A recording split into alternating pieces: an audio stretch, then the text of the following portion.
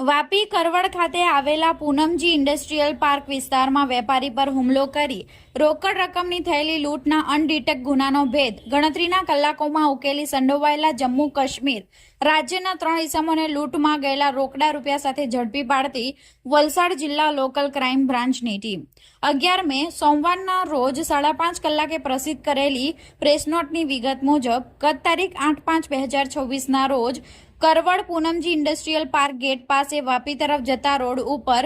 2 અજાણ્યા ઈસમોએ ઉંમર આશરે 25 થી 30 વર્ષના તથા બંને ઈસમોએ શરીરે પેન્ટ શર્ટ પહેરેલું હોય જેઓ બંનેના નામઠામ જણાઈ આવેલ ન હોય ભેગા મળી સામાન્ય ઈરાદો પાર પાડવા લૂંટ કરવા માટે ફરિયાદીને લાકડા વડે માથાના ભાગે ફટકો મારી માથા તથા જમણી આંખના ભાગે ગંભીર ઇજાઓ પહોંચાડી ફરિયાદીની એક્ટિવા મોપેડ નીચે પાડી દઈ ફરિયાદીની મોપેડમાં થેલીમાં રાખેલ રોકડ રૂપિયા 1,50,000ની લૂંટ કરી નાસી ગયેલનો બનાવ બન્યો હતો, જેના અનુસંધાને ડુંગરા પોલીસ સ્ટેશન ખાતે ગુનો દાખલ કરવામાં આવ્યો હતો.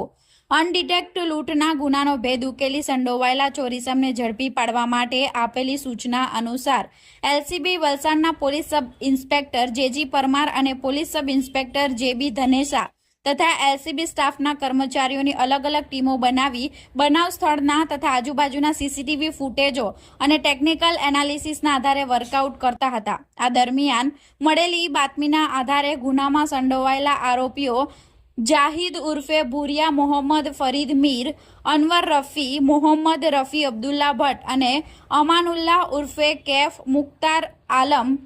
રોઝન અલી ત્રણે રહે ગામ કોટી, ચંડીહાર પોસ્ટ, યલોગ થાના બની, જિલ્લો કઠુઆ, જમ્મુ નાઓને લૂંટમાં ગયેલા રોકડા રૂપિયા મુદ્દામાલ સાથે ઝડપી પાડવામાં આવ્યા હતા અને વધુ તપાસ અર્થે આરોપીઓનો કબજો ડુંગરા પોલીસને સુપ્રત કરવામાં આવ્યો છે.